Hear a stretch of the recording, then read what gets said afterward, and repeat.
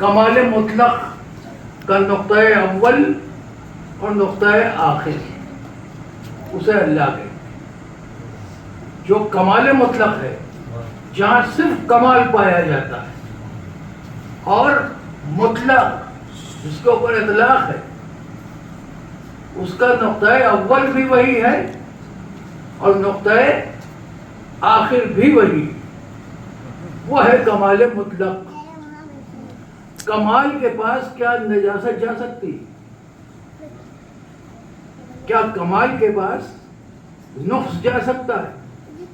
کیا کمال کے پاس رجس جا سکتا ہے؟ تو اب اگر کمال کے پاس جو افراد رہ رہے ہوں ان کے پاس کیا رجس ہو سکتا ہے؟ یہ ایک سامنے کی بات، ایک سوال ہے کہ جو کمال ہے کمال مطلق اس کے پاس کیا رزق رہ سکتا ہے؟ رسول کے معنی ہوتے ہیں جسے بھیجا جائے، تو بھیجنے والا کون؟ جو کمال مطلق ہے وہ بھیج رہا ہے۔ اس کا مطلب یہ کہ رسول کمال مطلق کے پاس تھے، تو اگر رسول کمال مطلق کے پاس تھے تو یہ ہر عیب سے پاک تھے،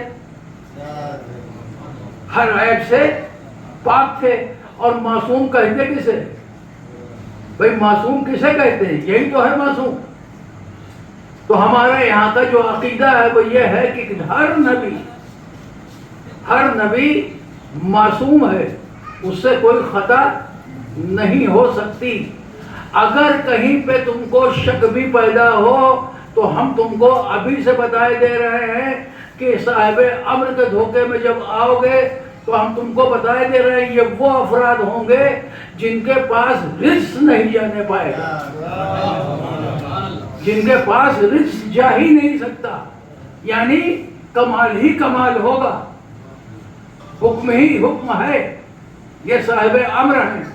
تو اللہ تو کسی کی اطاعت کرے گا نہیں، لیکن رسول کو اللہ کی اطاعت کرنی ہے۔ جو اللہ حکم دے گا رسول کو اس کی اطاعت رسول کریں گے، اور رسول جو حکم دیں گے ہمیں اور آپ کو تو ہمیں اور آپ کو اطاعت کرنی، وہ ہمیں اور آپ کو اطاعت کرنی۔ اب اہل بیت کو اطاعت کس کی کرنی؟ بھائی رسول کو تو اللہ کی اطاعت کرنی، اہل بیت کے اوپر دوہری ذمہ داری، اللہ کی بھی اطاعت کرنی ہے، رسول کی بھی اطاعت کرنی۔ ہمارے اوپر تہری ذمہ داری، اللہ کی بھی اطاعت کرنی ہے، رسول کی بھی اطاعت کرنی ہے، صاحبان امر کی بھی اطاعت کرنی ہے۔ اب صاحبان امر میں جو بحثیں ہیں ان بحثوں سے ہٹتے ہوئے ایک الگ بات میں سامنے آپ کے پیش کرنا چاہتا ہوں۔ اس امر کے معنی ہیں حکم کے، صاحبان امر، امر کے معنی ہیں حکم کے۔ جناب ابراہیم اور جناب موسیٰ اور جناب عیسیٰ یہ معصوم ہیں کہ نہیں؟ جناب عیسیٰ مردوں کو زندہ کرتے ہیں، مردوں کو زندہ کرتے ہیں اور ٹھوکر مار کے زندہ کرتے ہیں۔ کیا کہہ کے زندہ کرتے ہیں؟ قم باذن اللہ، قم کھڑا ہو جا، باذن اللہ اللہ کے حکم سے کھڑا ہو جا۔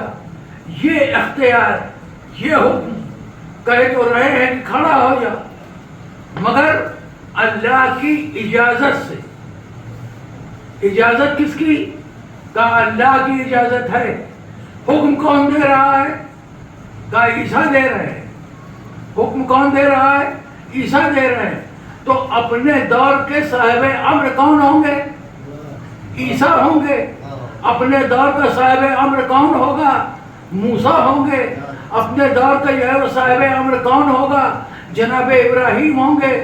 اب اگر حاکم سے مراد یہ آپ لے لیں گے کہ جس کے پاس تخت ہو، جس کے پاس تاج ہو، جس کے پاس فوج ہو، جس کے پاس خزانہ ہو، وہ حاکم ہے۔ تو بھائی فرعون کے پاس تخت ہے، فرعون کے پاس حکومت ہے، فرعون کے پاس فوج ہے، فرعون کے پاس خزانہ ہے۔ اب آپ بتائیے حاکم فرعون ہے کہ حاکم موسیٰ ہے؟ حاکم فرعون ہے کہ حاکم موسیٰ ہے؟ حاکم ابراہیم ہے کہ حاکم نمرود ہے؟ حاکم عیسیٰ ہے یا جو ہے وہ قوم ہے؟ تو اب اندازہ لگا لیجئے۔ تو یہ حکم والے افراد ہیں، یہ حکم والے افراد ہیں۔ اب جناب ابراہیم جب جو ہے وہ کہا گیا کہ ہم نے تم کو امامت دے دی، آیا نا قرآن میں، ہوا کہ یہ کوئی ضروری نہیں ہے کہ خاندان میں سارے لوگ معصوم ہوں، خاندان میں سارے لوگ معصوم ہوں، یہ ضروری نہیں ہے۔ موسیٰ کے خاندان میں بھی بہت سے افراد ہوں گے جو ظالم ہوں گے، ابراہیم کے خاندان میں بھی بہت سے لوگ ہوں گے جو ظالم ہوں گے، عیسیٰ کے خاندان میں بھی بہت سے لوگ ہوں گے جو ظالم ہوں گے، رسول کے بھی خاندان میں، رسول کے بھی خاندان میں بہت سے ایسے افراد ہوں گے جو بدکار اور ظالم ہوں گے۔ اور وہ چیز سامنے آ بھی گئی، آئی کیسے؟ ابو لہب سامنے آیا، آنے کے بعد میں کہتا ہے اسلام میں ہم تمہارا اسلام قبول کرنے کو تیار ہیں، مگر یہ بتاؤ ہمارے لیے دین میں کیا ہے، ہمارے لیے اسلام میں کیا رہے گا؟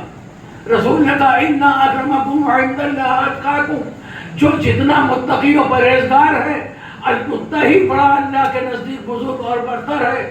اس نے اس کی پیشانی پہ بل پڑے، پیر پٹکا چلا گیا، اللہ نے اس پر لعنت کی، رسول کا چچا ہے مگر اللہ لعنت کر رہا ہے۔ تو ضروری نہیں ہے کہ خاندان، تو جب خاندان کی کوئی اہمیت نہیں ہے تو وہ رشتے جو دو صیغوں سے ٹوٹ جائیں ان کی کیا حیثیت ہو سکتی ہے؟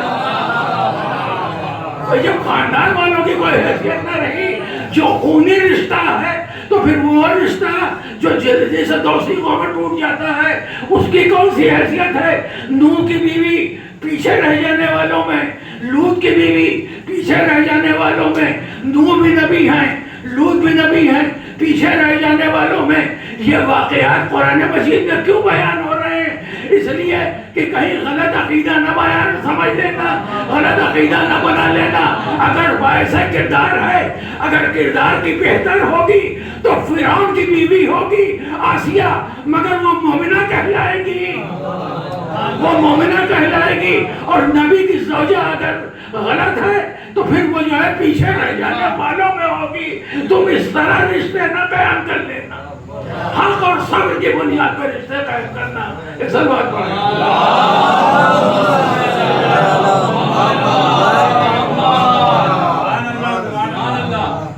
تو بھیا ہمارے اوپر تہری ذمہ داری ہے، اللہ کی اطاعت، رسول کی اطاعت اور اہل بیت کی اطاعت، اہل بیت کی اطاعت۔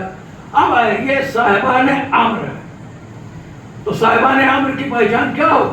حکم والے، جو حکم والے ہوں۔ ابھی عید کا دن ہے،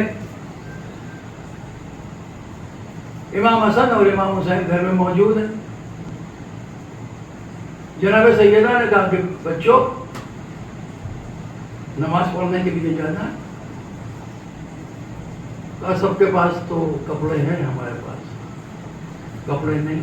سنا ہوا واقعہ آپ کا سامنے یاد دہانے کے لیے کرا، سب کے پاس کپڑے ہیں، ہمارے پاس نئے کپڑے نہیں۔ جناب سیدہ نے کیا کہا؟ تمہارے کپڑے خیاط کے پاس، تمہارے کپڑے درزی کے پاس۔ تو کیا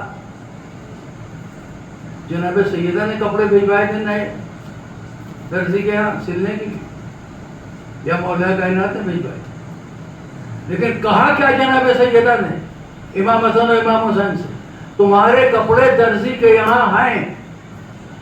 یہ زبان مبارک سے جملہ جاری ہوا ہے جناب سیدہ کی کہ کپڑے درزی کے یہاں ہیں۔ اور ادھر پروردگار عالم نے کہا، تم نے سنا میری کنیز خاص نے کیا کہا؟ میری کنیز خاص نے کیا کہا ہے؟ اس نے کہا ہے کہ تمہارے کپڑے درزی کے یہاں ہیں۔ تو اب جو نکل گیا ہے اس منہ سے وہ پورا ہونا ہے، اس لیے کہ یہ امر والے لوگ ہیں، حکم والے لوگ ہیں، ارادے والے لوگ ہیں. انہوں نے جو ارادہ کر لیا، انہوں نے جو عزم کر لیا، انہوں نے جو حکم دے دیا، وہ سب پورا ہونا ہے. اور جب فرشتہ کپڑے لے کے چلا اور آیا نقل باب کیا، تو اب اس کی ہمت فرشتے کی یہ نہیں ہے کہ وہ یہ کہہ دے. اندر سے جناب فضل نے پوچھا کون؟ تو اب فرشتہ کہہ سکتا تھا کہ میں اللہ کی طرف سے بھیجا ہوا فرشتہ ہوں، لیکن کہہ کیا رہا ہے؟ انا خیاط الحسنین، میں حسن اور حسین کا درزی، میں حسن اور حسین کا درزی. کیوں کہا؟